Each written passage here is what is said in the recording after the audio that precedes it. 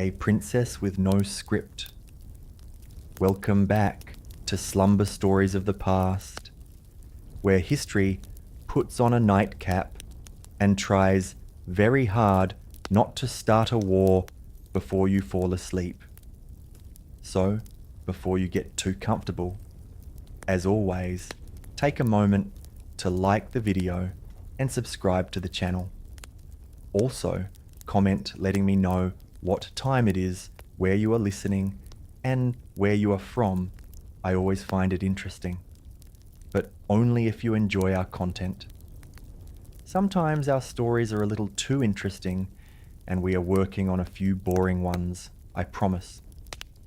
Tonight, the first life we wander through is that of Catherine the Great, the German-born princess who somehow upgraded herself into Russia's most powerful and most argued about empress. She staged a coup against her own husband, wrote letters with philosophers, ruled an enormous empire, and collected both reforms and scandals with equal enthusiasm. If ambition had a portrait, she would at least be in the shortlist. She began life with a name that was very slightly overbuilt for a baby. Sophie Friederike Augusta von Anhalt Zerbst Dornburg. She arrived in a quiet corner of the Holy Roman Empire, in a household that was noble in the same way an old coat is fashionable. Technically, yes, but you have to squint. Her family belonged to the minor aristocracy. They had good breeding and thin wallets. Her father was a Prussian officer, more at home with drills than salons. Her mother, by contrast, had the sharp gaze of a chess player who is always 2 moves away from upgrading a pawn to a queen. She dreamed of climbing the social ladder, preferably skipping every second rung. From the beginning, Sophie understood that life was one long audition. She learned languages the way other children collected toys. She swallowed books whole. She watched adults with the intensity of someone preparing for a role that had not yet been written. The halls she walked were modest and cold, but inside her head, the stage was already enormous.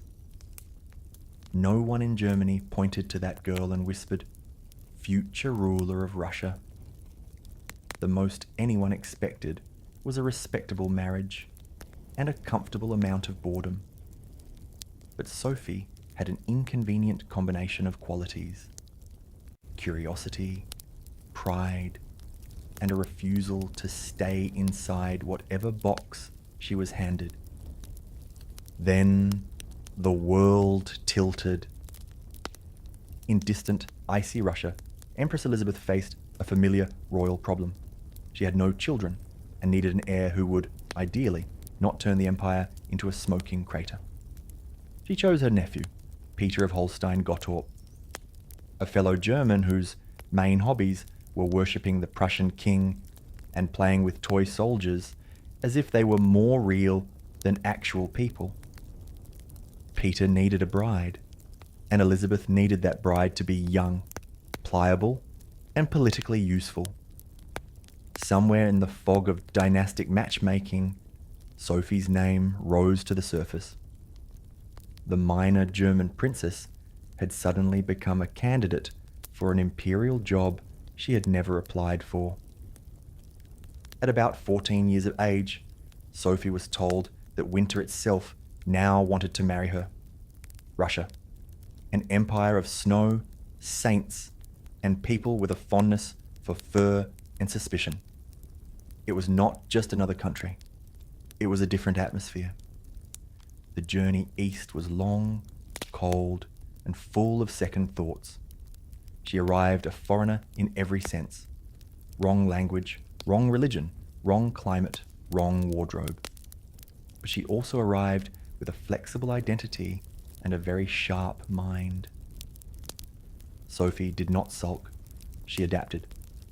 She converted to Russian Orthodoxy, taking on the name Catherine Alexeyevna. She wrapped herself in the rituals of the new faith with impressive enthusiasm. She studied Russian so obsessively that she soon spoke it more fluently than her German-born fiancé, which did nothing to improve his mood. Where Peter sulked, Catherine studied. Where he clung to Prussian habits like a child clings to a blanket, she quietly traded hers in for Russian ones. She charmed courtiers, listened more than she spoke, and carefully built herself into someone the empire might eventually accept. Her mother thought she was too serious. Some at court found her too quiet. But Catherine was performing the most important job in a dangerous court. She was paying attention, especially to her future husband. Peter, as she quickly discovered, was a boy who had been handed adult costumes. He drank too much, argued too loudly, and adored his toy soldiers with a devotion he never extended to living people. He seemed to think he was rehearsing for a play in which only he had lines. Catherine watched, and somewhere inside, a decision clicked into place. If this man could inherit an empire by accident of birth, then she could certainly steal it on purpose. She had arrived as a pawn on someone else's board. She had no intention of staying one. The wedding was dazzling in the usual imperial way. There were jewels, threats, blessings, and enough incense to confuse the air itself. Catherine smiled in the right places and let the ceremony wrap around her like armor. On the outside, it looked like a fairy tale. On the inside, it felt like a long winter had just begun. Her marriage to Peter was not exactly a romance ballad. He was childish, often cruel, and more interested in drilling imaginary regiments than in building a real relationship. Catherine discovered very quickly that emotional companionship would not be part of her marital package. So she turned elsewhere, not for rebellion, but for survival. She built a life of the mind.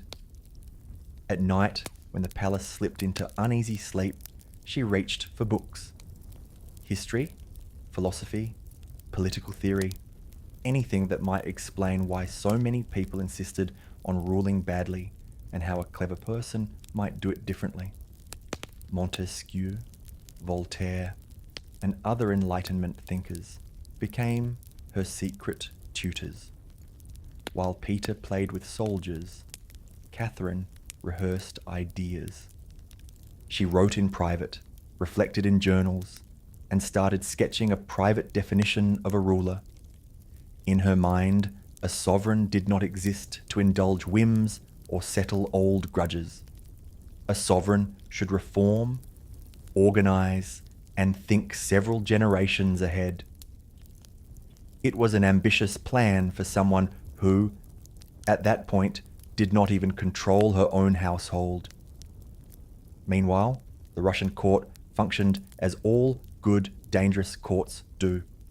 There were spies hiding behind polite smiles, alliances that evaporated before breakfast, and rumors that travelled faster than the servants. Catherine navigated it all with care, partly because she had to, and partly because there were no other safe hobbies available. Her health faltered at one point. According to rumors, Peter disliked her enough to delay or withhold medical help when she was gravely ill. She survived. She also remembered. In a world where a husband could watch his wife die out of spite, the idea of eventual self-defense started to feel less like treason and more like common sense. She cultivated allies. A friendly noble here, a supportive officer there, a physician who cared more about her pulse than Peter's opinion. She learned which truths to say aloud and which to save for later. She became comfortable with the quiet power of the whispered promise. Her marriage remained cold. She did not. Lovers began to appear in her life, cautiously at first.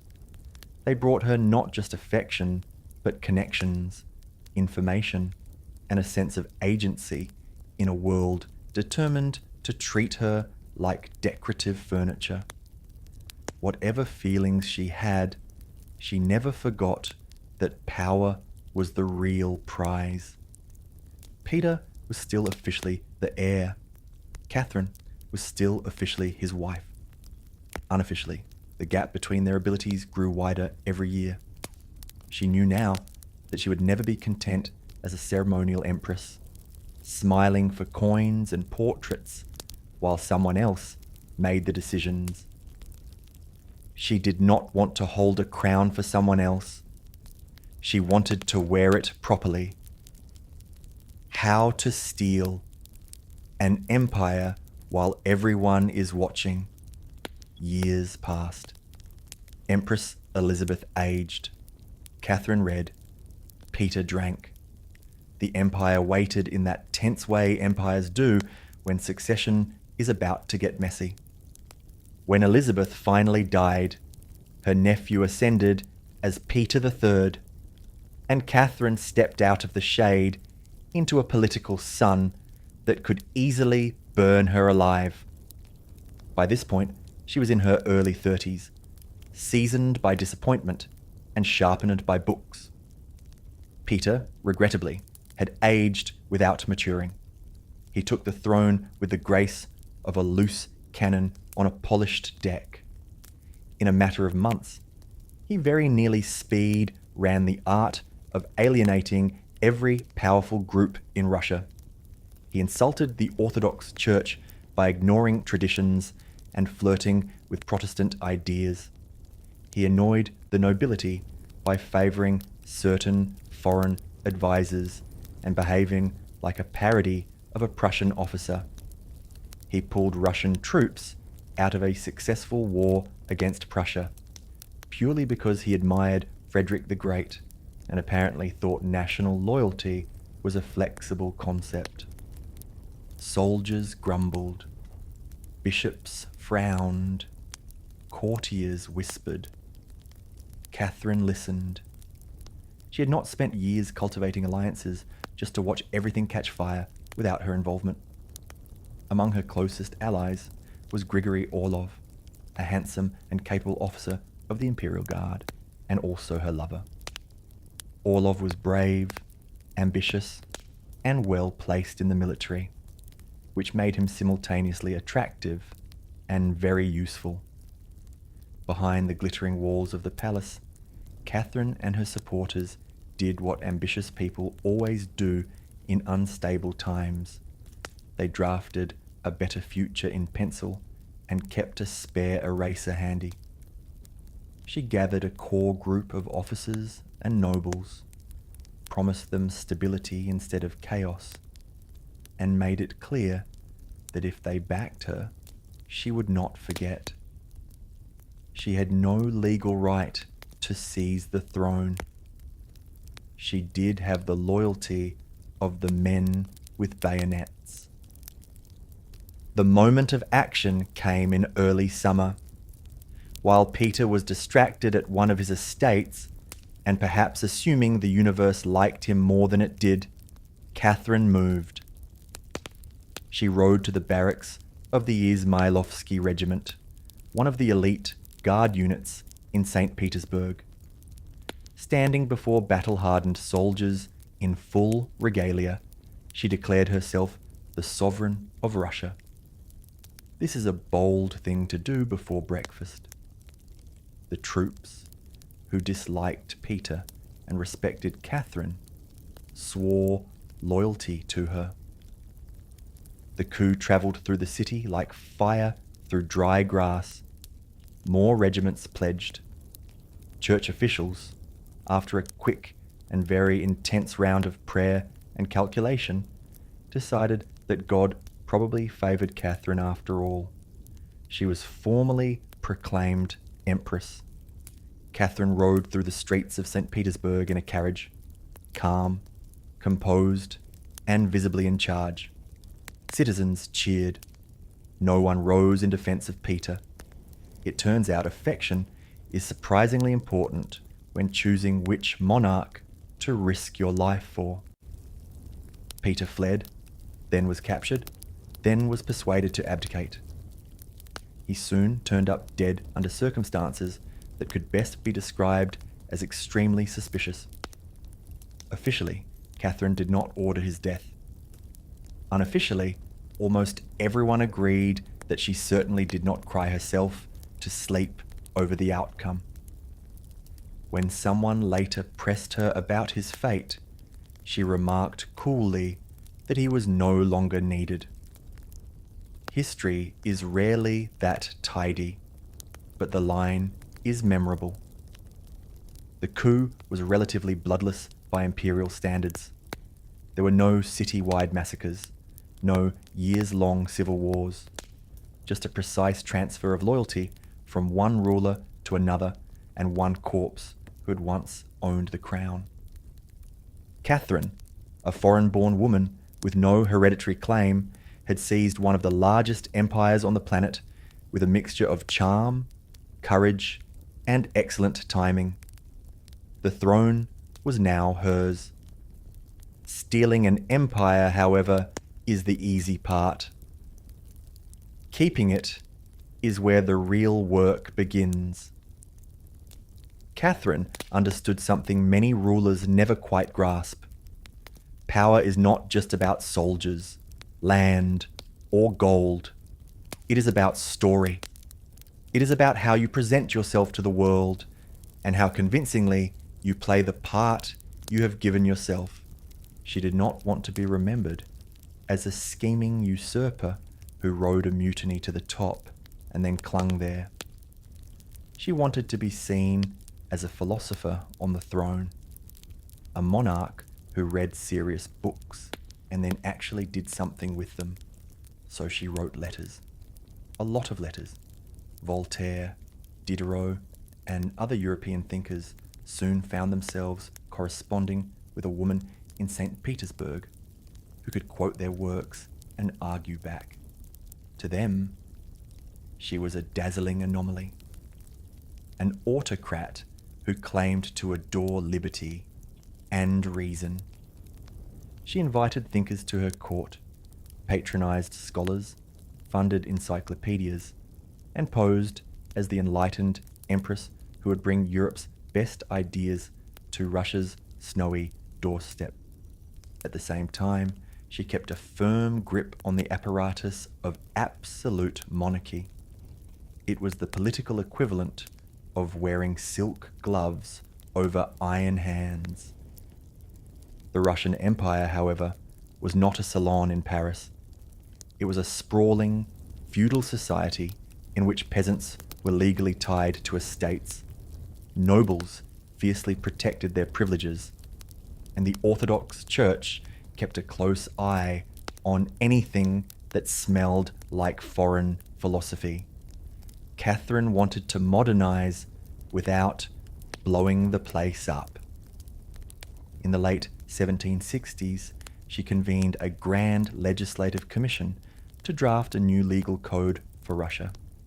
To guide them, she wrote the nakaz, or instruction, an impressive document that politely suggested that torture was barbaric, law should be rational, and all subjects deserved some measure of equality before justice. Enlightenment thinkers in Europe applauded and wrote admiring essays. The nobles of Russia read it and quietly checked how far away the nearest peasant with a pitchfork might be. The commission stalled.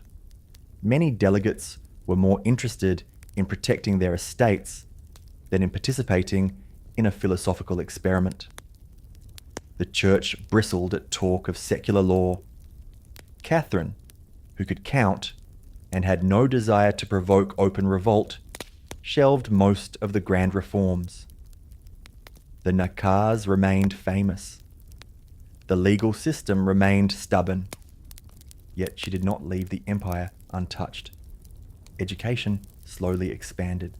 She founded institutions, including the Smolny Institute for Noble Maidens, one of the first state-funded schools for girls in Russia. She patronized theaters, galleries, and academies. Under her, St. Petersburg became a glittering cultural capital, a northern rival to Western European courts. It was a delicate balancing act. To Europe, she played the role of enlightened reformer. To the Russian nobility, she played the reliable monarch who would not confiscate their estates in the name of equality. To the peasants, she played, mostly, the distant figure on coins. Behind the scenes, everything remained very practical. Liberty was a beautiful word. Stability was a necessary one. And then there was her private life. Catherine could win an empire, direct armies, and rewrite decrees. She could not, apparently, stop people from obsessing for whom she invited into her bedroom. In a palace full of intrigue and very little internet, rumors about her lovers spread faster than official news. Her relationship with Grigory Orlov faded as the years passed. He drank more, spent unwisely, and generally acted like a man who had not prepared emotionally for life after a successful coup. Catherine, ever unsentimental when power was at stake, eventually moved on. Her lovers were rarely chosen at random. Many were gifted officers, competent administrators, or men whose loyalty she could repurpose into political strength. They received gifts, titles, and occasionally small palaces. They also received an implicit understanding when their influence waned, her reign would not. The most important of them, by far, was Grigory Potemkin. Brilliant, temperamental, and as ambitious as she was, Potemkin became both her partner and her mirror. Their romantic relationship burned hot, then cooled, but their political alliance endured for life. Together, they oversaw projects that would reshape the map of Eastern Europe. All of this horrified certain foreign observers, who had never encountered a woman who ran both a bedchamber and an empire with such unapologetic efficiency. Pamphleteers in Europe wrote breathless accounts of her supposed depravity. One especially vile rumor claimed she died while attempting intimacy with a horse, which tells you more about the anxieties of gossiping men than about Catherine. She declined to answer those stories. She did not need to. The empire she ruled was her rebuttal. Rebellion, empire, and the price of holding on. Catherine liked to speak about justice and the common good. Unfortunately for her, the common people had a habit of noticing when justice took too long to arrive. In the early 1770s, a Cossack named Yemelyan Pugachev appeared in the southern regions of the empire. He was charismatic, angry, and apparently allergic to small ambitions. He declared that he was not Pugachev at all, but Peter III, miraculously alive and very annoyed with his usurping wife. This was objectively nonsense. It was also incredibly useful nonsense if you were a desperate peasant who hated taxes, landlords, and distant empresses. Pugachev promised land to the peasants, freedom to the serfs, and generous punishments for the nobility. His rebellion grew like a storm over the steppe. Villages joined, fortresses fell. For a while, it looked as though the empire might actually crack open. Catherine was shaken. Up to that point, she had flirted with the idea of reforming serfdom and curbing noble power. Pugachev's revolt showed her what happened when the lower classes were offered revolution instead of reform. She responded with steel. Government forces crushed the uprising, burned villages that had joined it, and executed rebel leaders with public enthusiasm. Pugachev himself was paraded through Moscow in a cage, then executed in a carefully staged warning to the rest of the empire. After the rebellion, Catherine's attitude hardened. The serene theorist of equality stepped aside. The pragmatic defender of order took over.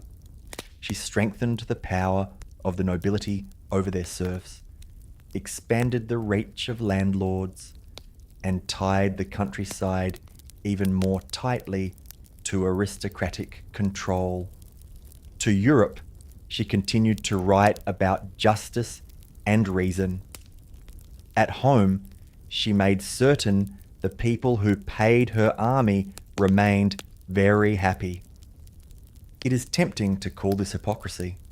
It is also, from her perspective, survival. Pugachev had shown her how fragile the empire could be. Catherine had no intention of losing her throne to a man shouting promises on horseback. Yet even as she moved away from radical domestic reform, she expanded outward with breathtaking energy. Her foreign policy was not subtle. It was effective. Guided often by Potemkin, she focused on regions that could transform Russia from a frozen giant into a maritime power. The Black Sea and the weakening Ottoman Empire were natural targets. Through a series of wars, treaties, and elegantly worded threats, Russia slowly pushed south. The annexation of Crimea gave her warm water ports, new lands, and the ability to project power into the Mediterranean. Potemkin organized new cities and settlements there, embellishing them with enough enthusiasm that later critics joked about Potemkin villages, carefully staged facades meant to impress the empress. Whether the story is true or exaggerated, the region undeniably shifted under their watch. Further west, the Polish-Lithuanian Commonwealth, once a powerful kingdom, had crumbled into internal division and paralysis. Catherine presented herself as a concerned neighbour who only wanted stability and good governance. In practice, this meant orchestrating a series of partitions with Prussia and Austria, carving Poland into pieces. By the end of the final partition, the Polish state had vanished from the map. Large swathes of territory, with millions of new subjects, now belonged to Catherine's empire. Ukrainians, Belarusians, Lithuanians, Jews, and others found themselves ruled from St. Petersburg, whether they liked it or not. Under Catherine, Russia's borders swelled dramatically. The empire grew heavier, more diverse, and considerably harder to manage. She reorganized provinces, introduced new administrative structures, and tried to stretch one imperial brain over a rapidly expanding body. To her supporters, she was a brilliant strategist who turned Russia into a true great power.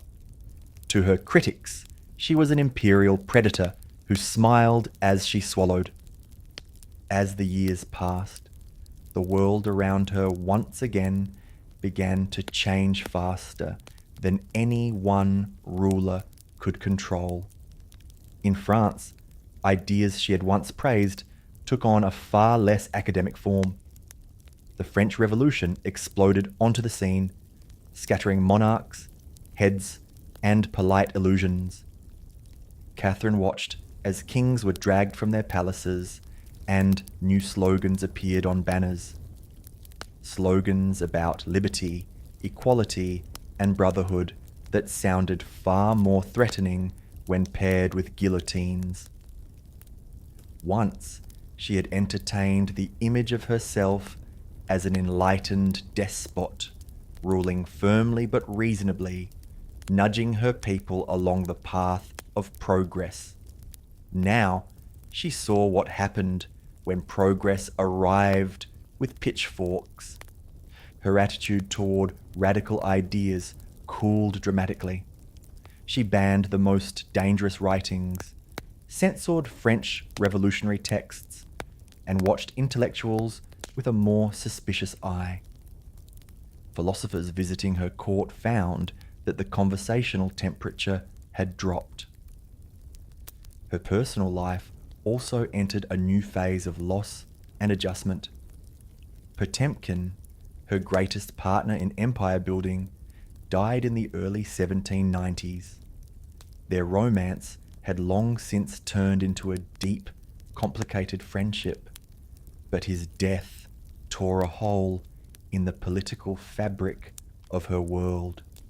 Younger favourites entered her life, charming, devoted, and often quite decorative. Some offered companionship, others offered the soothing sense that life still had lighter moments. None truly replaced the combination of strategic brilliance and emotional history she had shared with Potemkin.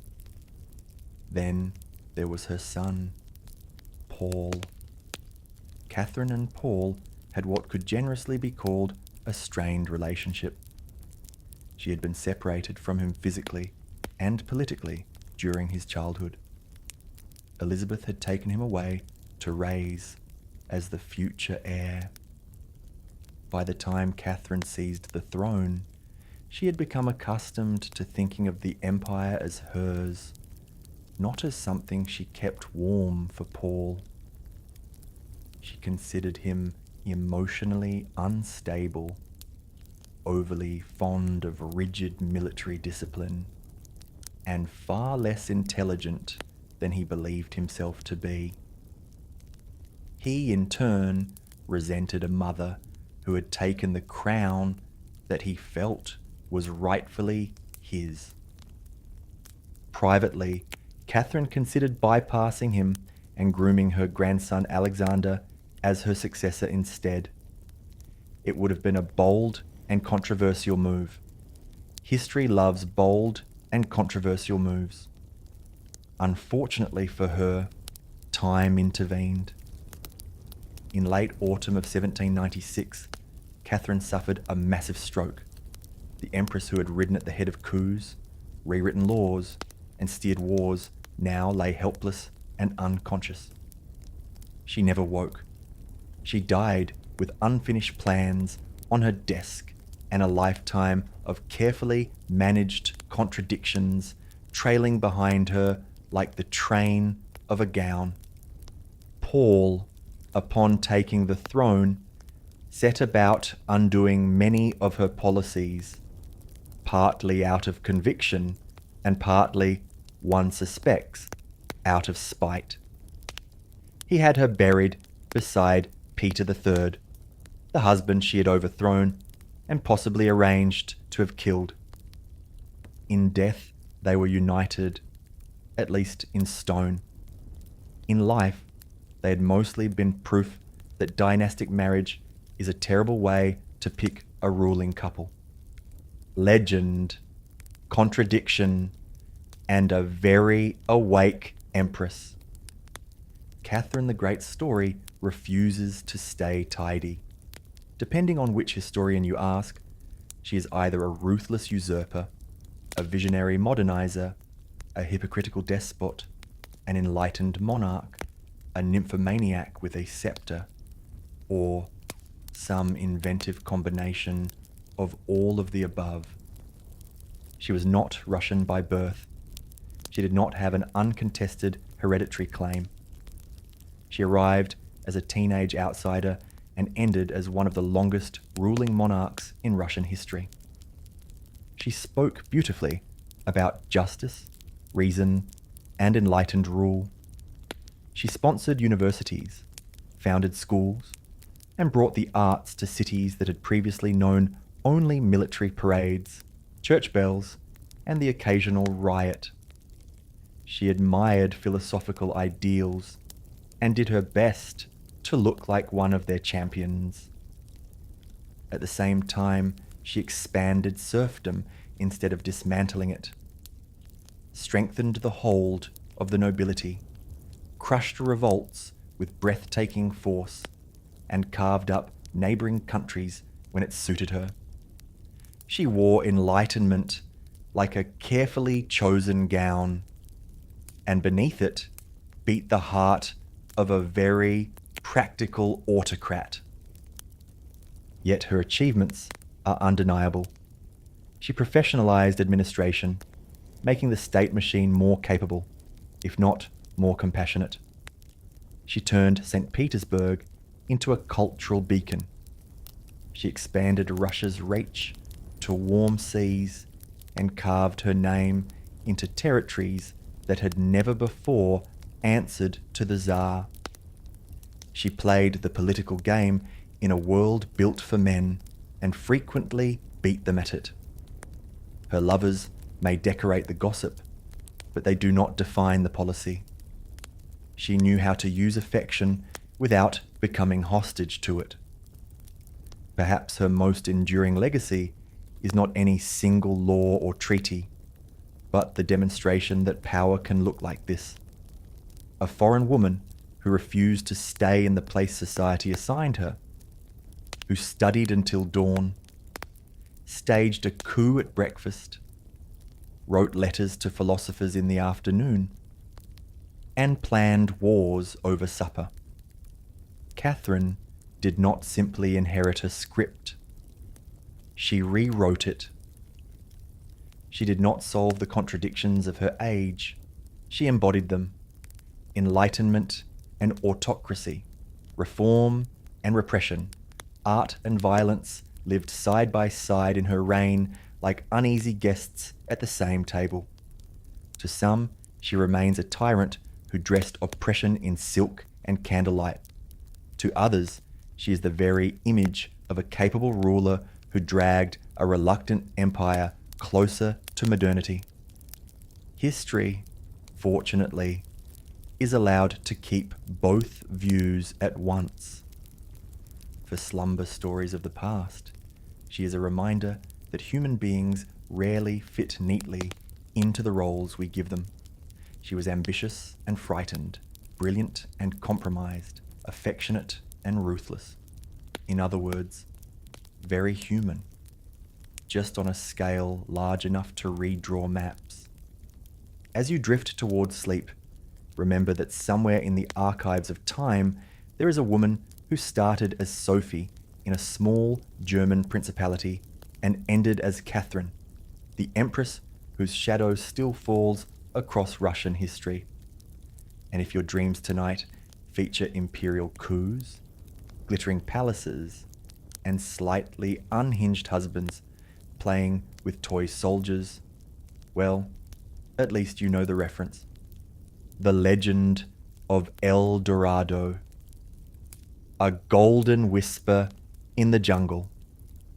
Tonight, we drift into one of the most persistent legends ever dreamed up by human ambition. A tale that drove explorers across oceans, erased whole fortunes, toppled men into madness, and reshaped entire maps. The legend of El Dorado. Today, the words sound like a fantasy invented for children. A golden city, streets paved in treasure, mountains shimmering with light. But to the people who first chased the myth, it was never a fairy tale. It was a promise. And promises, whispered through jungles, have a way of growing teeth. The story doesn't begin with a city at all. It begins with a single man. Long before Europeans stepped foot in the Americas, indigenous peoples of the northern Andes told a quiet, sacred tale. It spoke of a ruler who covered his body in gold dust so fine it shimmered like sunlight. He would stand upon a wooden raft, gliding out to the center of a lagoon. There, surrounded by priests, he would wash the golden powder from his skin and scatter offerings of emeralds and gold into the depths below. It was not greed, it was ceremony, a connection between people, gods, and water. In the original languages, this ruler was simply the Gilded One. In Spanish, the Gilded One became El Dorado, but a single man glowing with sacred gold is a much softer story than the one Europeans imagined. For those who sailed from Spain, hungry for wealth after the conquest of the Inca Empire, the Gilded Man quickly morphed into something more seductive. A kingdom, then a city, then an entire empire made from gold. Gold was already the language of conquest. It was the poetry of the invaders. They carved it from shrines, melted it from idols, stole it from temples, and forced indigenous peoples to dig it from the ground. But even mountains of stolen gold eventually felt small. They wanted more. Something mythic.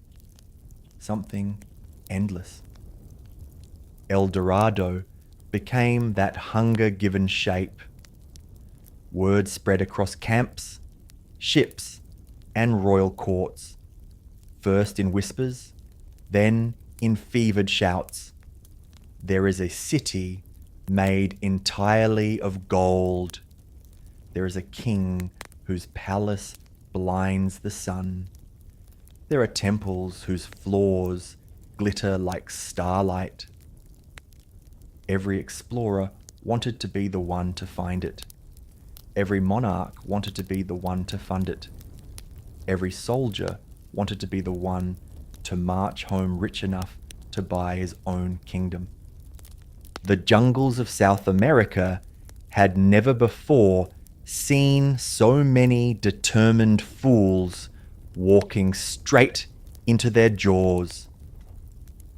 The first major expedition set out from Quito, high in the Andes, under the command of Gonzalo Pizarro, a man whose family name was already soaked in conquest.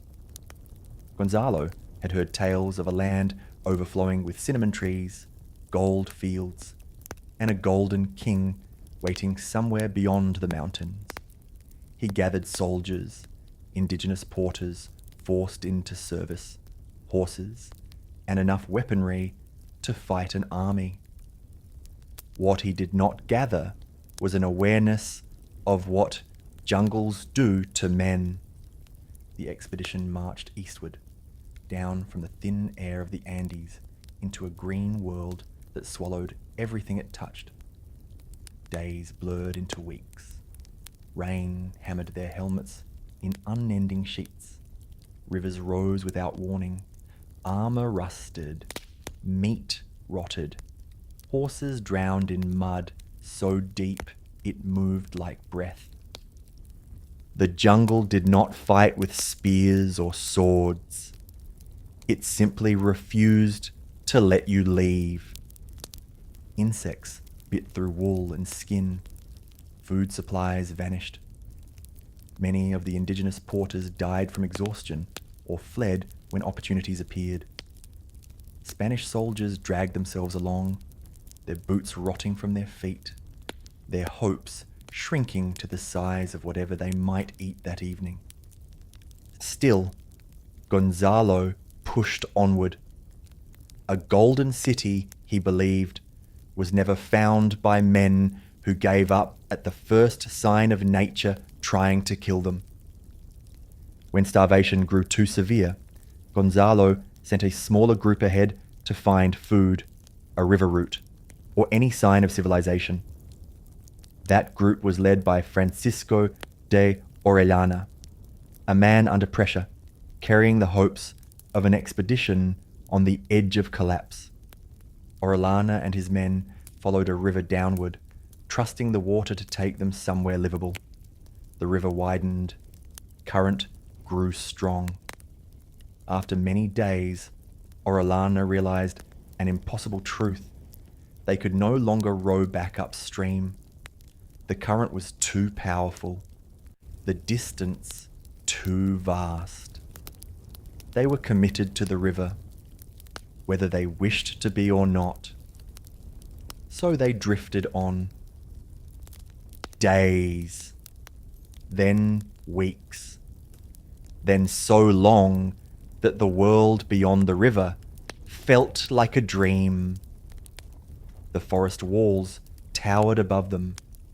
They met indigenous societies that startled them with incredible skill, complex organization, and artistry. They observed villages stretching along the riverbank, intricate pottery, well-built homes, and warriors who moved silently through the trees.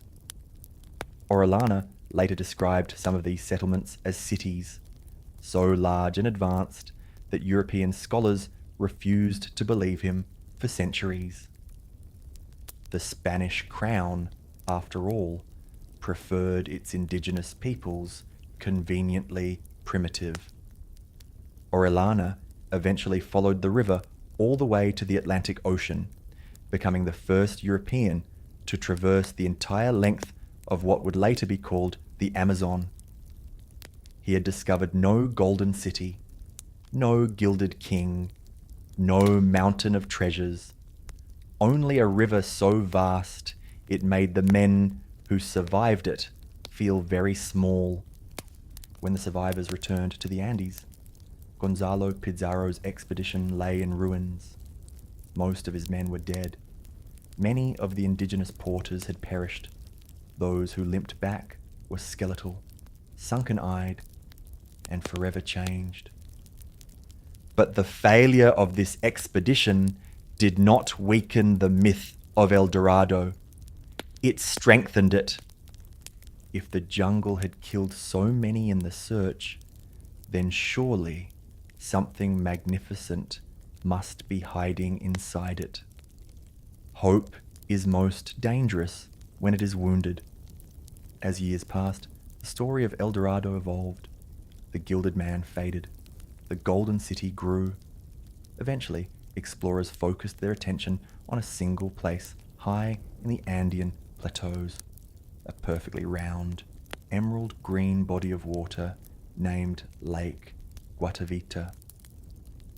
Here, the Muisca people had performed the ceremony of the gilded ruler for generations. When the Spanish heard this, they interpreted religious offerings as evidence of an underwater treasure vault. In the European imagination, Lake Guatavita became a shimmering bowl of pure gold, waiting patiently to be emptied. The first attempts to recover treasure from the lake were clumsy and greedy. Men dredged the shallow edges. They dragged nets and baskets, pulling up a few golden ornaments, beads, and ceramics. This only fueled their conviction that unimaginable riches must rest deeper below. The most dramatic attempt came under a wealthy Spaniard named Antonio de Sepulveda, who decided he would drain the entire lake. The plan was simple in theory and catastrophic in practice. Workers carved a deep cut into the mountainside, allowing water to escape. The water level dropped. Mud rose. Golden fragments appeared. And then the walls gave way, crushing many of the indigenous laborers forced to participate. A few artifacts emerged. No treasure mountain, no golden city, only deaths, broken tools, and a lake that refused to surrender its secrets. If the legend had belonged to the Spanish alone, perhaps this would be where the story ended. But soon another nation wanted its share of the impossible: England. And at the centre of England's fascination stood a man with charm, ambition, poetic flair, and a rather fatal relationship with hope: Sir Walter Raleigh. Raleigh was a favourite of Queen Elizabeth, a soldier, a sailor, and a man who understood that sometimes the best way to climb socially is to claim you can do the impossible. He had read Spanish reports about El Dorado.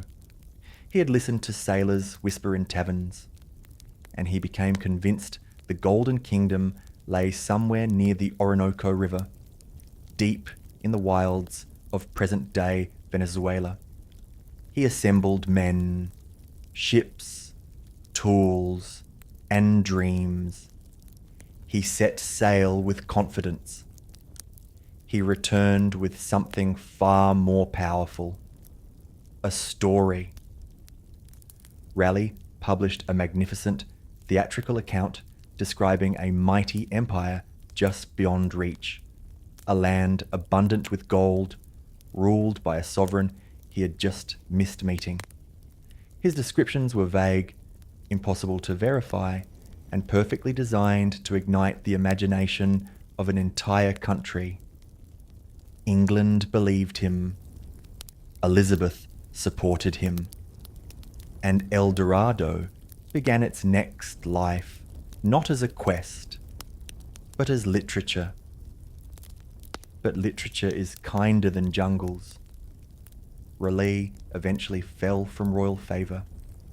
Under the next monarch, he was imprisoned in the Tower of London. Yet even in the cold stone darkness of the prison, the dream of El Dorado warmed him. It remained the great unfinished chapter of his life. When he was finally released many years later, he was granted permission for one last expedition to prove the Golden Kingdom was real. That final voyage ended in disaster. His men attacked a Spanish settlement, breaking treaties. His beloved son was killed in the skirmish. Raleigh returned to England broken, grieving, and empty-handed. The king, furious, ordered his execution. And so, one of the legend's greatest believers lost his life chasing a city that never existed. Or, at least, never existed the way he imagined. Draining the lake, drawing the maps, and falling into madness. The legend had already claimed lives, fortunes, and the sanity of many hopeful men. Yet the hunger for this golden paradise only intensified. The idea was too powerful, too glittering, too full of possibility to die quietly. And so, explorers kept searching, rewriting the landscape of South America, not with science, but with longing.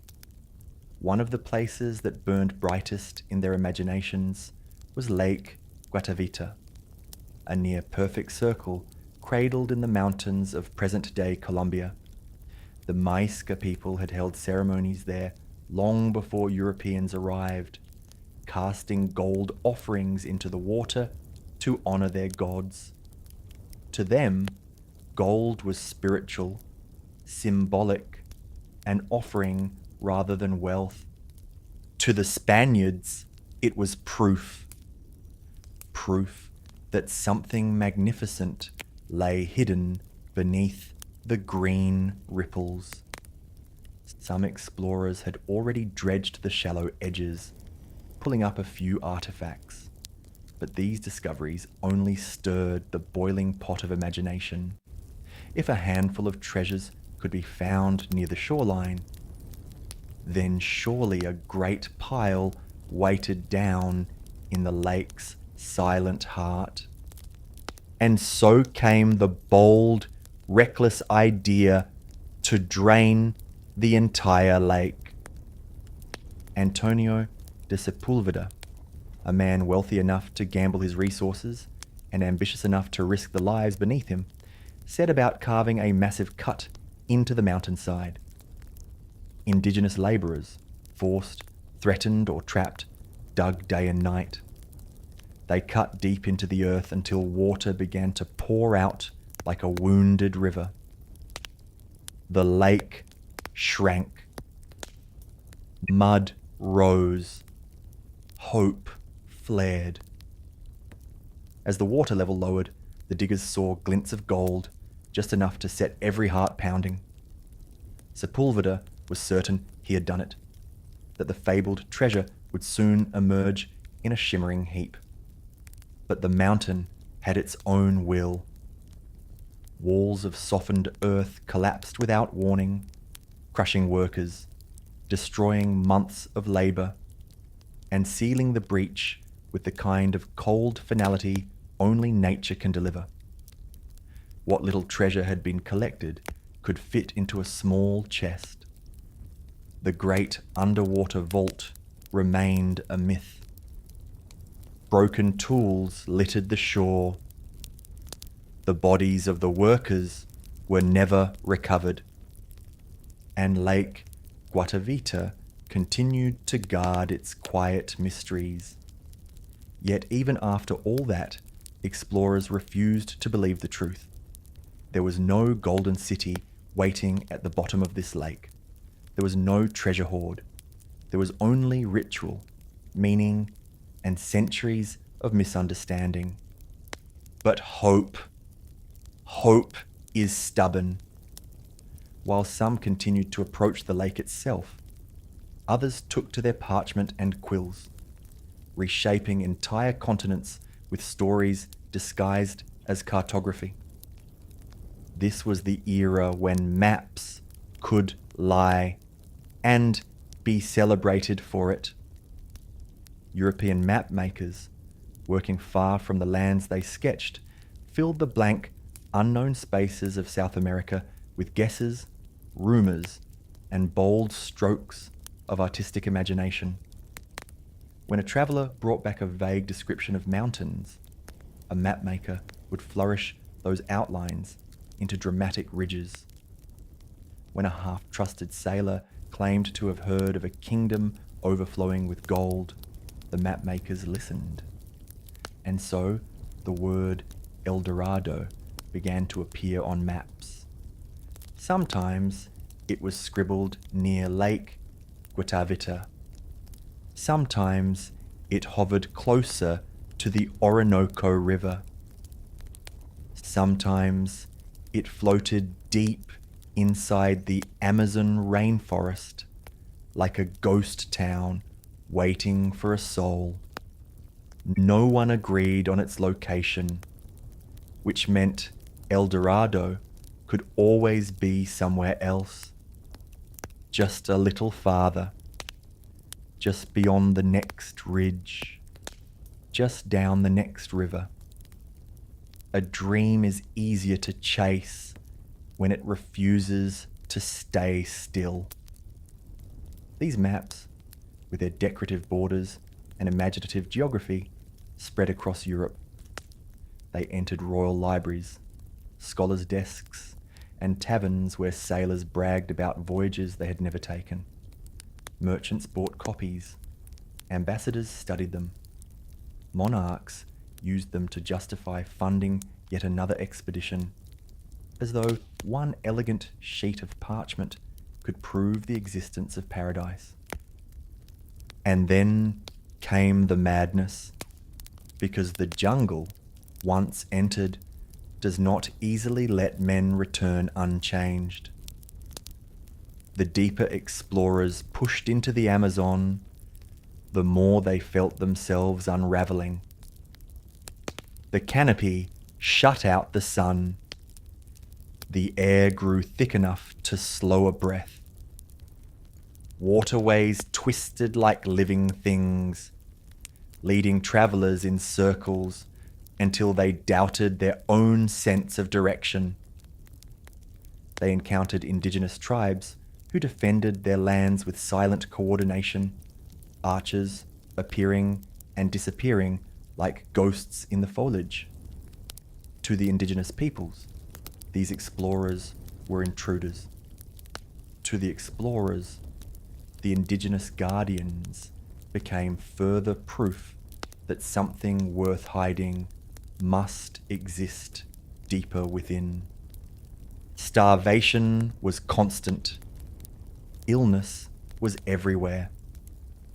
Hope decayed like fruit left in the heat. Yet even dying men could be caught in the shimmering trap of the myth. Some reported seeing distant lights that danced across treetops. Perhaps fireflies, perhaps exhaustion, perhaps something stranger. Others insisted they had glimpsed golden idols half buried in vines, or heard voices singing in languages they could not recognize. Some even claimed to have found the outskirts of a city only to lose it again when mist rolled through the trees. The line between discovery and hallucination blurred. Many expeditions vanished entirely. Not a single survivor. Not a single artifact. Just silence, swallowed whole by the rainforest.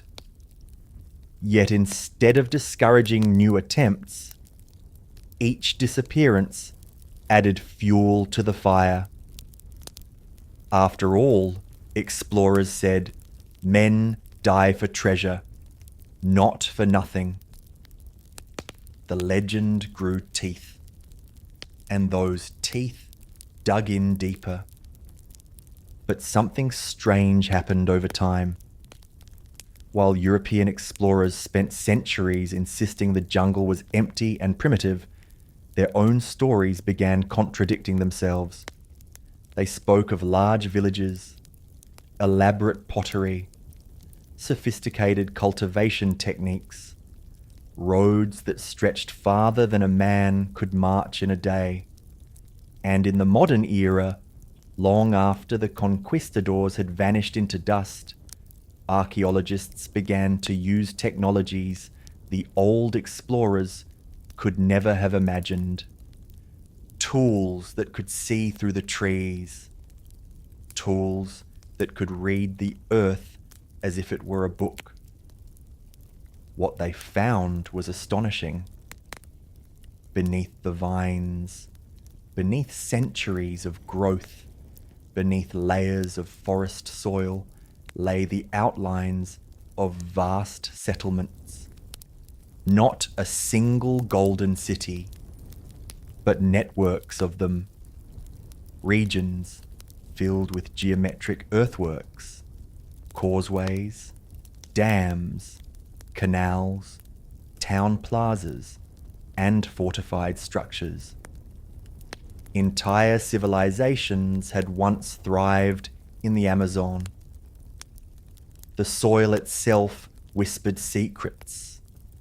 In various places, researchers discovered patches of rich, black earth called terra preta, human-made soil, engineered to sustain agriculture in a region Europeans once believed could never support dense populations. This meant the forests that explorers wandered through had not been untouched wilderness. They were gardens, cities, worlds maintained by indigenous societies with knowledge deeper than the roots of the trees themselves.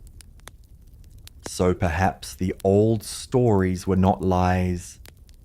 Perhaps the gilded man, glimmering with gold dust under the morning sun, was a poetic reflection of real ceremonies. Perhaps the tales of large settlements seen by men like Orellana were not exaggerations, but the last glimpses of complex cultures already devastated by European diseases. Perhaps El Dorado was never a single destination, but a misinterpreted memory, a myth born from the fading glow of many societies, not just one. El Dorado, then, was not a lie. It was an echo. But remnants of truth were not enough to stop the mapping frenzy. Each expedition that returned with vague descriptions added new decorative flourishes to the European imagination. The maps of South America became theatrical props decorated with fantasies, golden temples, crowned rulers, shining lakes. There were drawings of radiant empires that never existed, cities whose walls sparkled, and rivers made of powdered gold. Some maps even placed monstrous creatures in the blank spaces, as if to warn anyone who dared approach the myth from the wrong angle. These maps were not guides. They were advertisements, instruments of persuasion dressed in artistry. Monarchs examined them. Investors pointed to them. Explorers held them up to convince others or themselves that they were not chasing an illusion.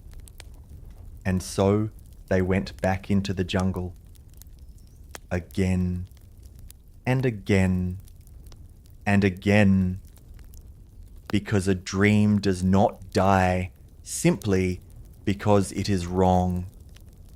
A dream dies only when it is no longer wanted, and El Dorado was very much wanted. The fever did not fade. It transformed. It became obsession. It became longing. It became a mirror for the people who chased it, reflecting their fear, ambition, and desperation. It became a story so powerful that even when the world offered clear evidence against it, men continued to follow it deeper into the trees, because the truth no explorer wanted to face was this: they were never searching for a city. They were searching for themselves. And the jungle, well, the jungle always knows how to use a person's hopes against them. The fevered mind of the explorer and the cities beneath the leaves. For generations, explorers had walked willingly into the green mouth of the Amazon, convinced that somewhere within its endless folds of life lay a city carved from gold. But as more expeditions disappeared, something remarkable happened. The myth grew stronger, because the jungle has a strange way of altering the human mind. It devours certainty. It distorts time. It erases the horizon until all a person can see is green, and all a person can hear is their heartbeat echoing against the hum of insects. This was not a landscape designed to be conquered. It was a presence. Those who ventured beyond the edge of the known world found themselves slipping into a realm where logic softened.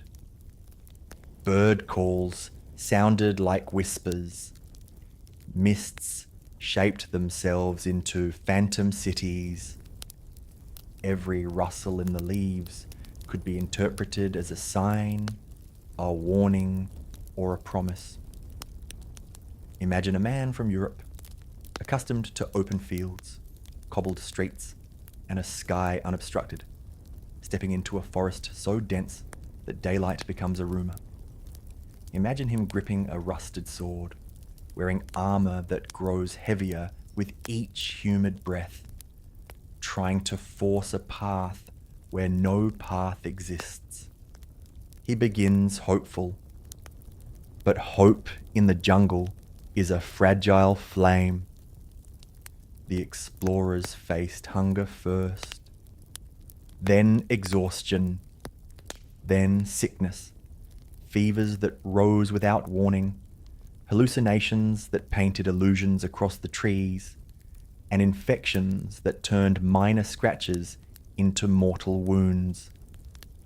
Some of the men swore they saw distant lights flickering between branches, perhaps fireflies, perhaps reflections on dew, or perhaps the desperate projections of men who wanted something beautiful to exist after so many months of suffering. Others reported hearing distant drums or the sound of a ceremony taking place in the night. Voices drifting through the leaves. Rhythms that felt ancient. Music so faint it could be mistaken for the pulse of the forest itself. A few survivors, trembling and wide-eyed, insisted they had glimpsed the rooftops of a gilded city just beyond a ridge, only to find nothing but trees when they reached the top. The mind, when deprived of comfort, companionship, and sunlight, begins to offer its own stories. An El Dorado, already shimmering in the imagination, was the story most ready to slip into the exhausted mind. But even as explorers fell apart mentally, another force began shaping the myth from the outside. Map makers, European cartographers, working from hearsay, half-truths, and the dramatic flair of returning sailors, filled their parchments with artistic inventions. They painted rivers in places where no rivers flowed. They sketched mountains no one had ever climbed, and they etched shining cities, crowned rulers, and sunlit temples in the blank spaces of the continent. Maps in those days were as much theatre as science. A beautifully illustrated map could persuade a monarch to fund another expedition.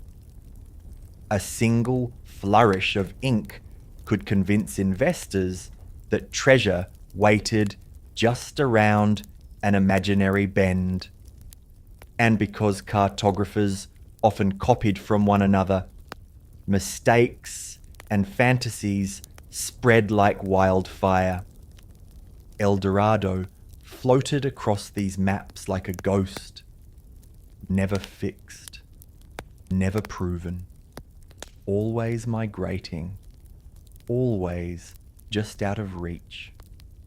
Sometimes it perched near Lake Guatavita. Sometimes it drifted closer to the Orinoco. Sometimes it nestled deep in the interior of the Amazon basin. Men pointed at these maps and declared their intentions to find it. They held them up to justify the risks. They folded them into their pockets like talismans.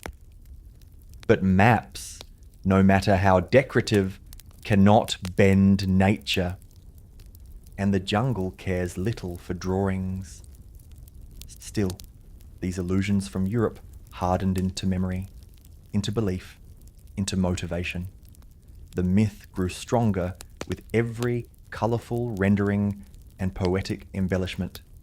And soon, the rest of the world could not imagine South America without imagining El Dorado shimmering somewhere within it. Even as explorers died, even as expeditions vanished, even as indigenous guides warned them that the stories were sacred metaphors, not directions. But humanity is not fueled by warnings. It is fueled by longing. And longing makes even the harshest environment feel negotiable. While the conquistadors wandered through the Amazon with swords drawn, another truth lay hidden beneath the forest floor, waiting for a future age to reveal it. For centuries, Europeans insisted the Amazon was empty wilderness, unfit for settlements, incapable of sustaining large populations. They called it untamed, untouched, inhospitable. But the forest had a memory. When modern archaeologists began using satellite imagery and scanning technology that could read the landscape through the canopy, they made discoveries that stunned the world. The forest floor, once assumed to be natural and untouched, revealed shapes. Perfect geometric earthworks, circles and squares carved into the land with astonishing precision. These were no accidental formations. These were cities. Not golden cities, no, but cities of earth, timber, and innovation. Archaeologists found traces of road networks stretching farther than previously imagined, connecting settlements over large distances. They found evidence of raised fields, irrigation canals, and intricate horticultural designs. Entire cultures had lived, farmed, celebrated, worshipped, and built here long before Europeans arrived. They found pottery, tools, traces of homes that once lined riverbanks, signs of marketplaces, ceremonial structures, and shared spaces that could only exist in organized societies. And then came the soil. Scattered throughout the Amazon were patches of rich, black earth known as terra preta. This soil was not natural. It was engineered by indigenous communities through a blend of charcoal, bone, compost, and organic materials that created fertile land capable of sustaining long-term agriculture. This discovery alone changed everything. It meant the rainforest had not always been the thick, untouched mass of vegetation explorers described. It had once been shaped, cultivated, and transformed by human hands. So perhaps, when early Spanish explorers reported seeing cities along the riverbanks, they were not hallucinating. Perhaps they were witnessing the last echoes of societies already weakened by disease, brought from across the ocean. Perhaps the golden glow they thought they saw was not treasure, but sunlight glinting off the rooftops of a civilization nearing its end. The true tragedy of El Dorado may not be that the golden city never existed. The tragedy may be that something far more meaningful did exist and was overlooked. The conquistadors were searching for glitter. They missed the brilliance of entire cultures flourishing around them. Still, as the centuries rolled on, map makers continued to reshape the landscape through ink and imagination. Some maps showed El Dorado as a circular city surrounded by radiant rays. Others depicted it as a vast kingdom bordered by lakes, rivers, and mountains decorated with gold leaf.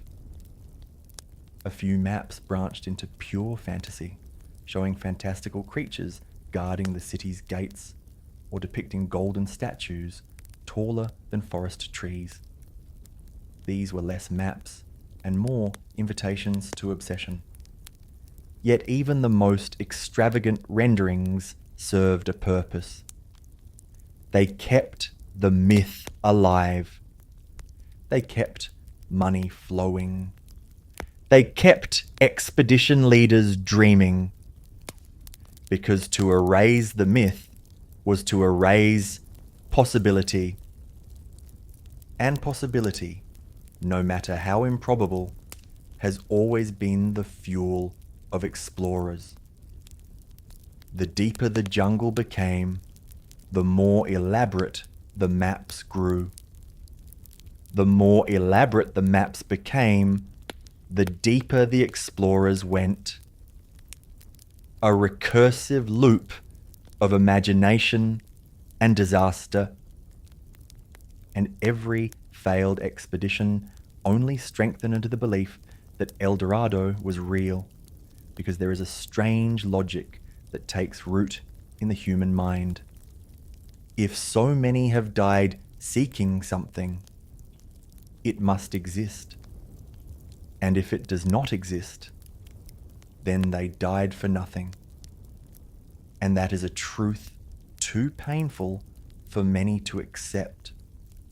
By now, the myth had evolved beyond geography.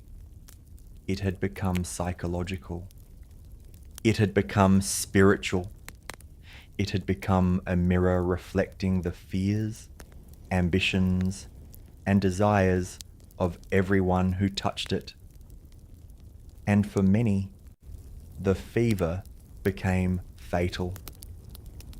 But the story does not end with tragedy alone, nor does it end with madness, nor does it end with the jungle swallowing the names of countless dreamers.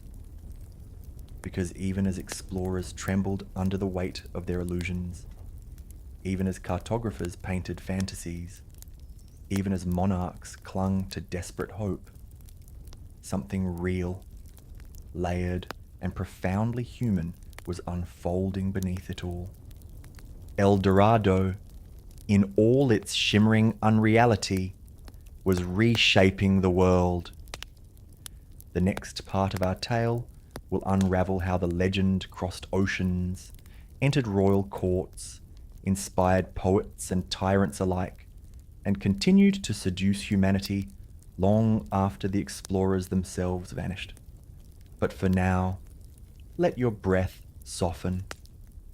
Let the vines curl gently around the edges of your imagination and drift with the river deeper into the mystery of what people believe when they want something enough. Raleigh's great dream, royal politics, and the myth that refused to die. El Dorado's glow had already mesmerized the conquistadors, reshaped maps, drowned expeditions, and swallowed entire fortunes. Yet one man, above all others, tied his destiny to the myth with such fervor that it rewrote the course of his life. Walter Raleigh. Sir Walter Raleigh, courtier, poet, soldier, explorer, political survivor, and at times, hopeless dreamer. A man who, depending on whom you ask, was either brilliant or reckless or both. He was elegant enough to sprinkle cloaks over puddles for queens, bold enough to challenge empires, and imaginative enough to believe he could find a golden kingdom hidden in the vast green labyrinth of South America. Raleigh never encountered the gilded man. He never saw a golden city, but he believed. And sometimes believing is all a myth needs to grow into something unstoppable. When Raleigh first heard Spanish whispers about a kingdom overflowing with gold, he was entranced. Tales floated through European ports and courts, spreading like perfume. A ruler who ate from plates of gold, cities whose rooftops shimmered like sunlight, temples where the floors glowed beneath one's feet. A kingdom beyond the reach of Spain, waiting to be claimed by anyone clever enough, or daring enough to find it first. Raleigh, always drawn to grand gestures, decided he was that man. He secured royal favour, assembled a company of men, and set sail with such confidence that even those who doubted him began doubting themselves instead. When he reached the mouth of the Orinoco River, he imagined himself standing at the doorway of legend. He pressed inland, moving through heat thick enough to feel like breath on the back of the neck, navigating waters that curled and twisted like serpents. He saw dense forests, wildlife beyond anything he had known, and indigenous communities whose knowledge of the land dwarfed anything Europeans had brought with them. He saw hardships, illness, mud everywhere. Enough mud to make even the bravest man question life. But he did not see gold, no glittering spires, no radiant temples, no gilded monarch offering gifts of treasure. What Raleigh did find were stories. Indigenous people spoke of powerful leaders, of sacred rituals, of lands deeper in the forest where strangers rarely went. They spoke of the Manoa people, whose traditions held spiritual and symbolic wealth. To Europeans conditioned by conquest, this sounded like treasure. To Raleigh, it sounded like destiny. He returned to England lacking physical proof, but armed with something more potent, a narrative. He wrote a magnificent, sweeping account of his voyage, describing an empire he believed lay just out of reach.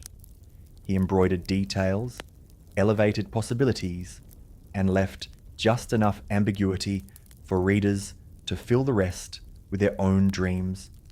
It was a masterwork of persuasion, half truth and half fantasy, that enchanted nobles, encouraged investment, and ensured his place in the law of exploration.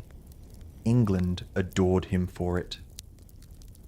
Queen Elizabeth, in particular, saw in him the possibility of extending English influence into the New World. She rewarded him, celebrated him, listened when he spoke of golden kingdoms waiting just beyond the horizon. But Raleigh's dreams were timed poorly. Time is fickle in stories like these. Elizabeth passed away, and Raleigh's fortunes shifted with the crown.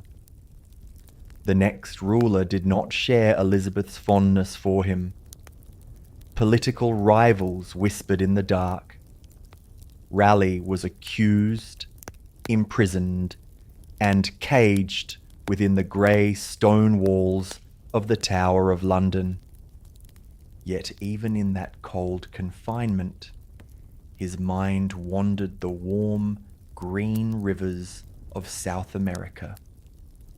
El Dorado continued glowing in the corners of his imagination like a candle refusing to be snuffed out. Years passed. Decades changed shape. Raleigh remained a prisoner, but not a defeated one. Eventually, through a strange mixture of political pressure, foreign relations, and Raleigh's own persistence, he was granted a final chance, one last expedition to prove that the Golden Kingdom existed.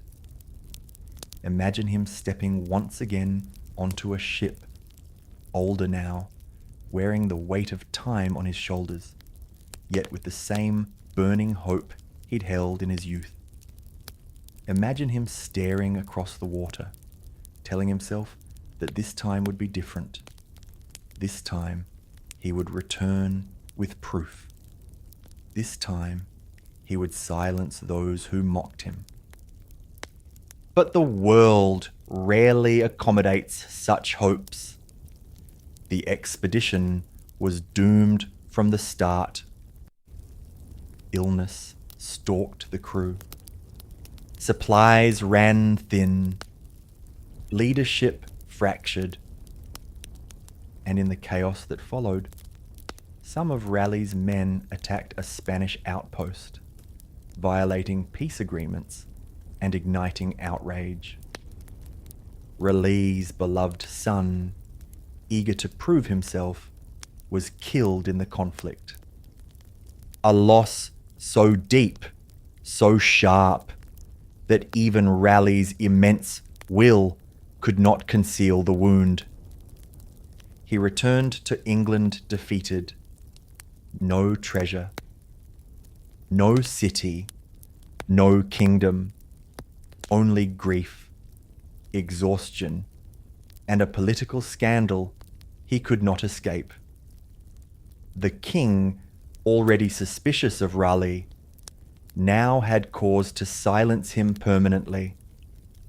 And so Raleigh, once a darling of the court, once a visionary explorer, once the greatest believer in the golden dream, was sentenced to death.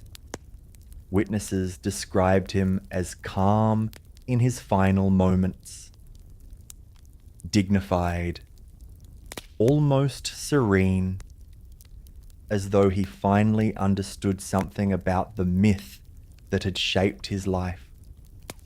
When he placed his head upon the block, he said quietly, "This is sharp medicine, but it is a physician for all diseases."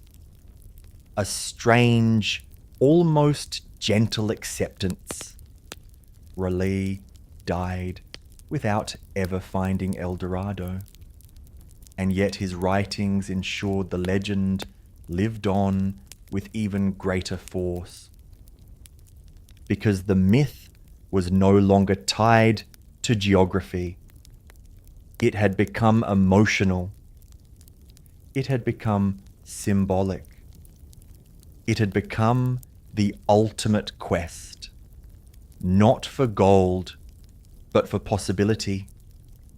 El Dorado outlived Raleigh. It outlived the conquistadors. It outlived the kings who believed in it, the investors who funded it, and the generations who drew maps around it. It refused to die because people need it. El Dorado is not just a city. It is the shimmering promise of something more. More wealth, more meaning, more discovery, more wonder.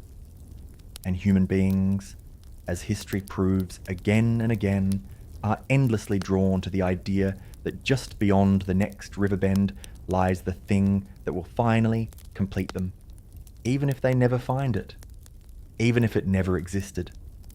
The next chapter of our story takes us into the strangest transformation of all, how El Dorado shifted from geographical rumour to cultural obsession, how it shaped art and literature, and how modern archaeology now reframes the myth entirely.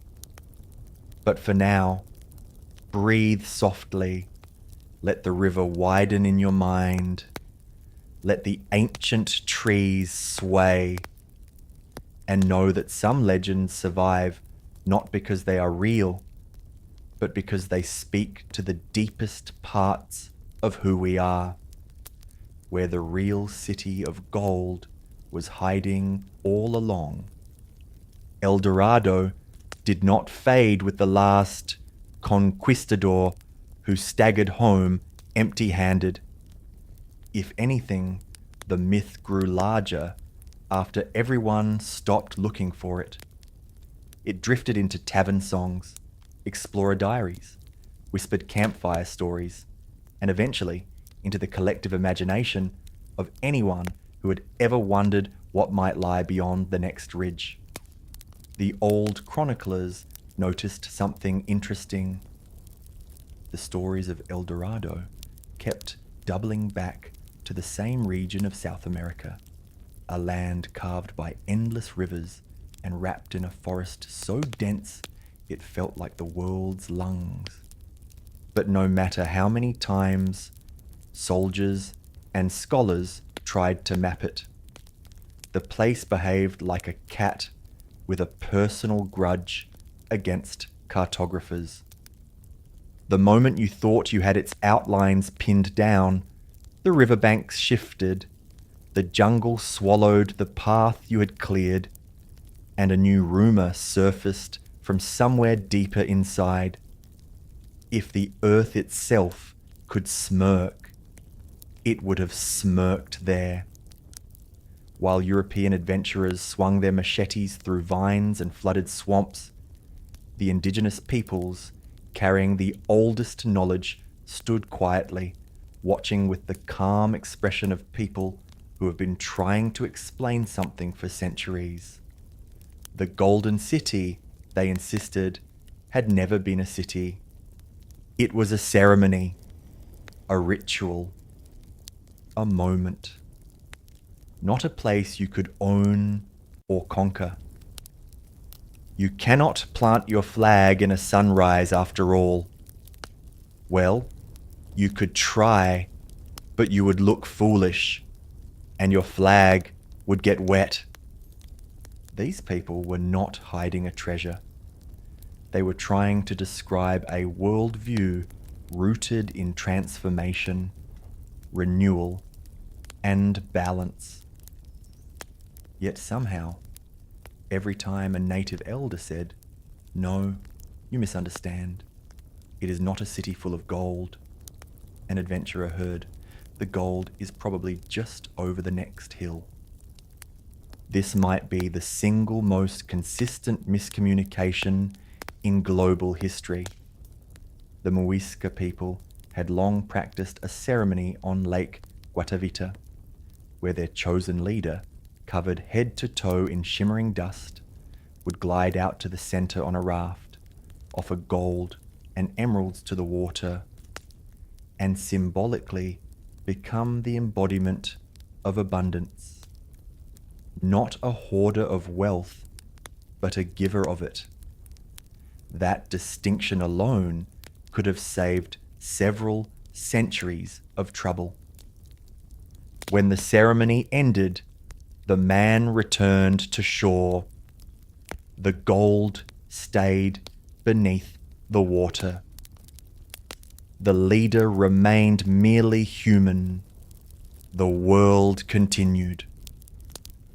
But to European ears, hungry for kingdoms and mineral riches, this was not a sacred ritual. It was advertising. And so El Dorado grew legs, hopped onto a quiet breeze, and wandered north, south, east, and west. Suddenly, Bolivia had an El Dorado. Ecuador had one. Guyana had 3, depending on which riverboat storyteller you trusted.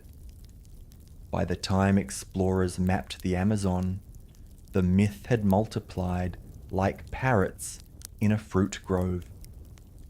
Yet the truth remained still, quiet, patient. The gold was never the point. Think about it. Every civilization leaves behind something that becomes larger than itself. Ancient Egypt left pyramids. Mesopotamia left stories older than memory. The Muisca, though few voices speak of it now, left an idea that wealth was something you offered in gratitude, not something you locked inside a vault. This is the part European chroniclers never quite understood. They thought they were hunting treasure, but the treasure was a lens, a way of seeing. And perhaps that is why the legend refused to die. because buried inside the exaggerations, the storms, the mistaken maps, and the fevered treasure hunts, there was a flicker of something human and universal, the longing for a place that restores what the world has taken, a place that reflects back the shine we lose along the way. If anything, that glimmer kept the explorers alive. It was not greed, not really. It was hope in fancy boots. The farther the story travelled, the more abstract it became. Entire kingdoms of Europe whispered about it. Even places that had never seen a jungle, or a parrot, or a lake touched by sunlight so bright it turned the surface white. In time, poets wrote about El Dorado as though it were a state of mind rather than a physical city.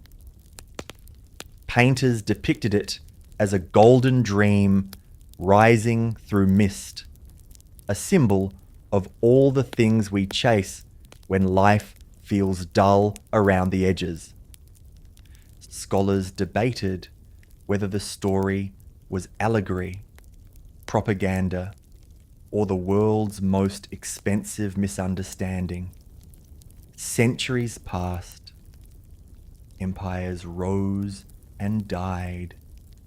Maps filled, then were redrawn, then filled again. And one day, someone looked around and realized something remarkable. El Dorado had outlived the people who searched for it. The real treasure was the longevity of the myth itself, a golden thread running through human imagination, connecting strangers across continents who would otherwise never share a single belief. Every explorer carried the same spark, the same optimism that somewhere out there was a place untouched and perfect, a place that would change everything. Perhaps that is why the legend continues even now. Because no matter how much we learn or how many satellites we launch into the sky, every human heart still contains one unclaimed frontier, a place that whispers, there is more, keep looking. And so, the story of El Dorado, born from shimmering dust on a chieftain's skin, travelled through centuries, transforming from a ritual into a city, then a kingdom, then a continent, and finally into a metaphor woven into dreams. Not bad for a ceremony most Europeans misunderstood within the first 10 seconds. The Golden City was never lost. It was never stolen. It was never swallowed by the jungle. It simply shimmered in a different way. A reflection, not of sunlight on gold, but of our endless desire to find meaning, wonder, and beauty in the world, even when we have to invent a map to get there. The men who kept chasing it anyway. Even after scholars finally understood that El Dorado was never a city but a ceremony, there were always a few individuals who thought, yes, that's all very interesting, but what if my map is the correct one? Hope, after all, is more addictive than gold. The 18th and 19th centuries were full of these people, wandering scholars with notebooks, restless aristocrats with too much time, naturalists who claimed they were hunting orchids but conveniently carried a shovel large enough to pry up the earth's secrets. One British gentleman, whose name I will spare out of mercy, confidently declared that the Golden City lay somewhere near the headwaters of the Orinoco. He gathered a small party, packed enough tea to irrigate a small nation, and marched directly into a section of rainforest so dense that even the local wildlife needed directions. His expedition diary, which still survives, becomes gradually less dignified with each page. The early entries are all about botanical wonders and splendid vistas. The final entries are mostly about humidity, regrets, the betrayal of one's own socks, and a monkey that stole his compass. Another explorer insisted that El Dorado must be located somewhere in the Guiana highlands. His reasoning was that the plateau looked dramatic on a map, which struck him as the sort of place a golden city should be. When a friend suggested he perhaps consider actual evidence, he responded with something that translates roughly to, "My intuition is excellent, thank you." Intuition, it turns out, struggles against vertical cliffs and storms that arrive sideways. He returned alive, though with much fewer belongings and significantly more opinions about insects. These adventurers did not find gold, or a lost city, or even a convincing ruin. But they did preserve one important truth. A myth is a compass that always points somewhere, even when the destination does not exist. The indigenous people who watched these expeditions pass year after year likely felt the same amused weariness you feel when a toddler insists that the moon is following them home. There is no point arguing. Just let them enjoy the illusion. Still, the myth fed something in humanity that no treasure chest ever could. People needed the idea that wonder was still out there somewhere. Because if wonder exists, then so does possibility. And if possibility exists, then perhaps the world is not as small or predictable as the maps claim. The jungles that swallowed so many expeditions did not hoard a golden city, but they did hold something just as powerful, a reminder that nature does not bend to human ambition, only to curiosity and patience. Those who survived came home with no treasure, but richer stories, richer failures, richer perspectives. And then, in the early 20th century, came a shift. Archaeologists no longer searched for El Dorado as a city. They searched for the people behind the myth, the Muisca themselves, their art, their language, their ceremonies, their worldview. For the first time, scholars asked the obvious question, what if the ceremony mattered more than the gold? This is where real treasure slowly surfaced. The Muisca used gold not as currency, but as a symbolic bridge between the earthly and the divine. To them, gold was sunlight made solid. It represented equilibrium, generosity, and renewal. When a leader covered himself in gold dust, he wasn't declaring wealth. He was declaring responsibility.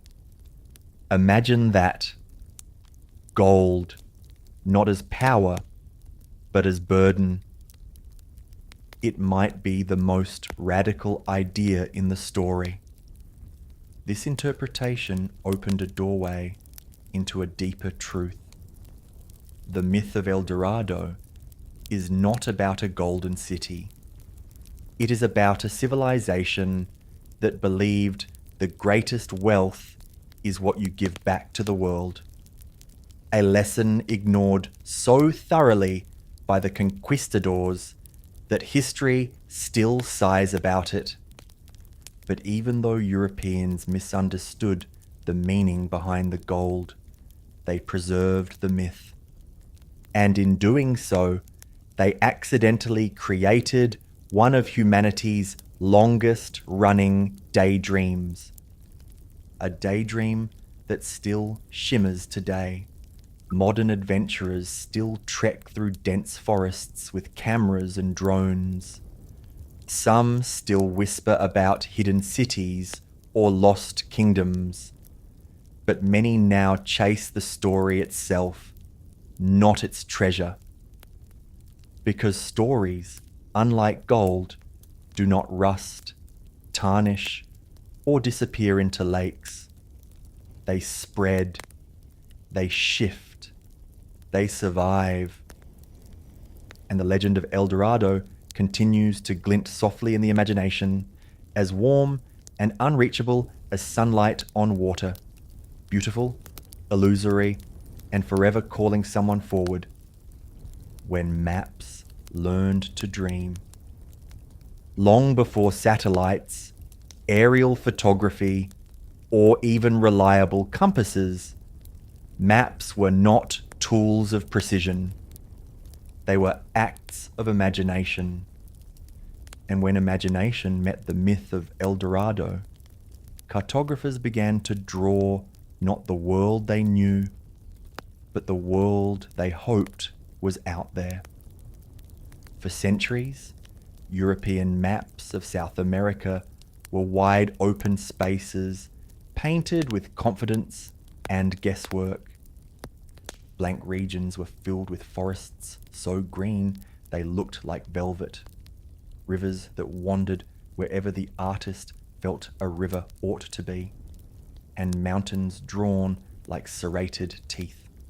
And almost inevitably, somewhere in those strokes of ink, appeared a name, El Dorado, sometimes written near Lake Paraime, sometimes tucked between the Orinoco and the Amazon, sometimes placed in a region so remote that one wonders if the mapmaker simply grew tired and thought, "Ah, yes, here. This seems mysterious enough." Cartographers of the time often worked from second-hand stories, political agendas, or whatever rumours had reached the docks that month. If one explorer swore he had heard an indigenous guide mention a golden city far to the south, the mapmaker would mark it down, sometimes with a little sparkle added, metaphorically, if not literally. This wasn't dishonesty. This was hope translated into geography. One particular map from the 17th century shows El Dorado sitting beside an immaculate lake shaped with impossible symmetry, a lake that in reality never existed. But on parchment, it gleamed. A perfect circle, calm and inviting, like an eye watching history reshape itself. Another map from the Dutch Golden Age places the city squarely in the Guianas, surrounded by forests drawn with such loving detail you'd think the artist had walked every inch of them personally. He had not. But imagination is often enough to bridge oceans. The habit of drawing El Dorado onto maps served several purposes. It encouraged monarchs to fund expeditions. It justified territorial claims over lands no European had ever touched. And it maintained the illusion that the world still held secrets large enough to rewrite a kingdom's fortune. A blank map is a frightening thing. A map with a golden city is comforting, even if that city exists only in ink and whispers. There is a strange tenderness in these old maps. They reveal the hopes of men who, despite possessing cannons and muskets and a rapidly globalizing world, still believed that magic might exist somewhere just out of reach. The Golden City was not drawn for accuracy. It was drawn for longing. And as the years passed, the placement of El Dorado began to shift like a migrating bird. Every new expedition claimed they were almost sure they had narrowed it down. And so the dot on the map would slide slightly, a little east, a little south, a little back into the thick unknown. In this way, El Dorado became not a location, but a feeling, a shimmer in the margins of the world. Even when cartographers eventually accepted that no such city existed, they did not immediately erase it. They simply stopped labeling it, letting it fade into forests and lakes, as if the myth were being absorbed back into the land itself. What remains today are the old maps, relics of a time when drawing the world meant dreaming it. Some are browned by age, the edges curled like old leaves. Some are brilliant still, their rivers glowing with faded blue pigments. Some are clumsy, others astonishingly beautiful. But they all share one trait. They believed in wonder. Even now, collectors treasure these maps, not because of their accuracy, but because of their audacity. The choice to draw a world that was part fact, part myth, and entirely human. Perhaps this is why the myth of El Dorado still lingers. Not because of gold, but because of longing. A longing so strong that it spilled onto parchment and stayed there. And if you look at those old maps long enough, with their forests like curtains and their rivers like questions, you may feel, just for a moment, that possibility is still hiding somewhere between the lines.